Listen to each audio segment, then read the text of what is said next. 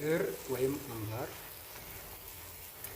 ቆሽሾባችሁ ካስቸገራችሁ ብር ቤት መሄድ ያስፈልጋችሁ ምንድን ነው የምታደርጉት? ያንን ብራችሁን ሎሚ በመጭመቅ እና ቆራርጡበትና 30 ደቂቃ ዘበዝቡታላችሁ። ከዛ በኋላ እሳት ያዝላችሁ እንዲህ ልጅ አማስላችሁ ታቆይታላችሁ። ይሄ እንደምታዩት ዙሪያው የምታዩት የጨውትነት ነው። ከዛ በኋላ ያ ብር ወደ ነበረበት ቦታ ይመለሳል እና በዚህ መንገድ የብራችሁ ወይም የአምባራችሁን ጽዳት መጠበቅ ትችላላችሁ።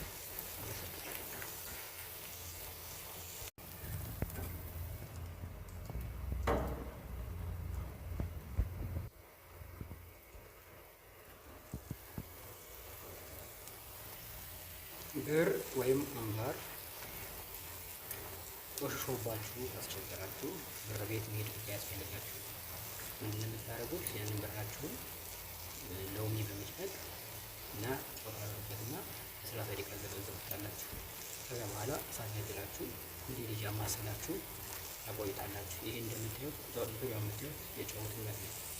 ከዛ በኋላ ያ ብር ወደ ነበረበት ቦታ ይመለሳል እና በዚህ መንገድ የብራችሁን ወይም የአምባራችሁን ጽዳት መጠበቅ ትችላላችሁ።